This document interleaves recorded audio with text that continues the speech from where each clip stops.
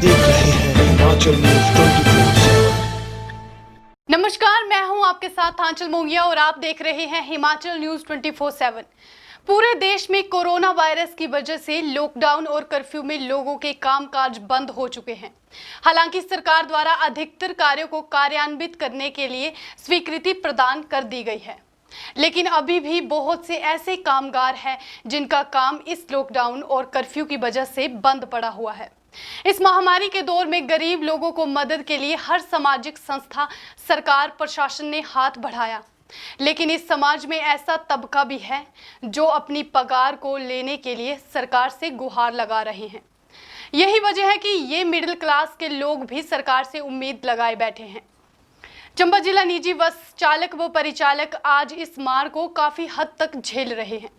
पिछले 2 महीने से भी ज्यादा समय हो चुका है और बसें सड़क पर नहीं दौड़ रही है, जिसकी वजह से इन लोगों को वेतन नहीं मिल पा रहा है, जिससे इन्हें अपना गुजर बसर करना मुश्किल हो रहा है।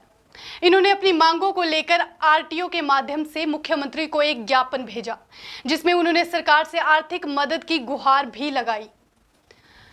यहाँ के चालक और परिचालक का कहना है कि हालांकि उनके बस मालिकों को इस दौर में काफी नुकसान हुआ है और बसें नहीं चल पा रही है और उन्हें वेतन भी नहीं मिल पा रहा है, इसलिए सरकार से उम्मीद करते हैं कि उनके मालिकों को कुछ आर्थिक मदद की जाए ताकि वे उन्हें कम से कम आधा वेतन दे सके।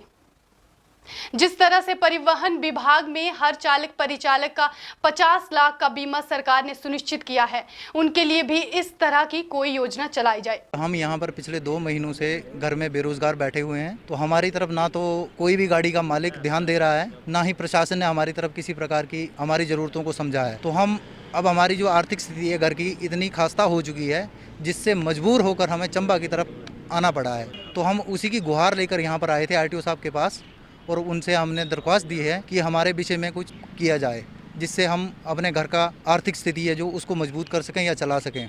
हमें जो है घर पर दिहाड़ी भी लगाने में दिक्कत आ रही है, ना तो हमें कोई दिहाड़ी पे लगा रहा है, क्योंकि हम चालक हैं तो लोग यही सोचते हैं कि ये तो चालक है यार, ये दिहाड़ी कैसे लगाएगा। तो इस वजह से हमें ना तो दिहाड़ी पे कोई लगा रहा है, ना ही हमें कोई और रोज़गार मिल रहा है जिससे हम अपने घर का या बाल बच्चों को पाल सकें। दूसरी, सरकार ने हमारे साथ जो भेदभाव किया है कि उन्होंने अपने परिवहन के चालक और परिचालकों का 50 लाख का बीमा करवाया। हम ये तो नहीं कहते कि हमारा भी 50 लाख का करवा दो, लेकिन कुछ ना कुछ तो हमारा भी सोचना चाहिए, क्योंकि हम भी उन्हीं के बराबर के हिस्सेदार हैं, क्योंकि हम भी लोगों की सेवा करते हैं, समाज में चलते हैं, उठते बैठते हैं, लोग भी हमारे साथ बसों में चढ़ते हैं, सफ़र करते हैं।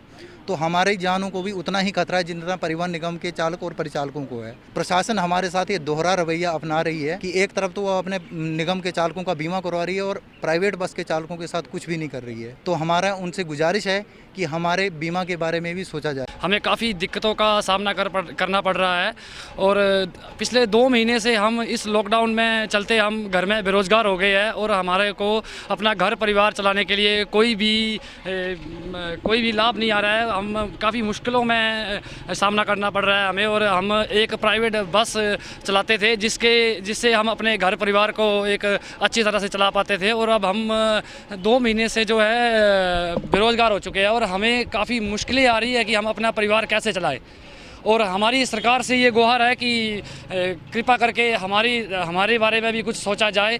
जो हमारे पीएम साहब ने जो एक पैकेज दिया है तो वो उसका लाभ हमें ज़रा कुछ भी नहीं मिला है। तो हम हर प्रशासन से, हर एक जगह से हम यही गुजारिश करते हैं कि हमारी तरफ भी देखा जाए और हमारे जो ये मुश्किलें हैं, जो हमारे ये जिन मुश्किलों का सामना हमें करना पड़ रहा है, तो हमें कुछ ना कुछ इसका लाभ दिया जाए। इन्होंने अपना थोड़ी सी डिमांड रखी है कि इनके जो मालिक हैं जिनके साथ ये बसें चलाते होंगे, उन्होंने इनकी केयर कम की होगी, या इनको तथाकथित उन्होंने कहा है कि हमें सैलरी नहीं दी गई है उस ऑफ पीरियड की। तो इसके बारे में तो ऐसे कह नहीं सकता, क्योंकि मालिक इनके अभी यहाँ आए नहीं।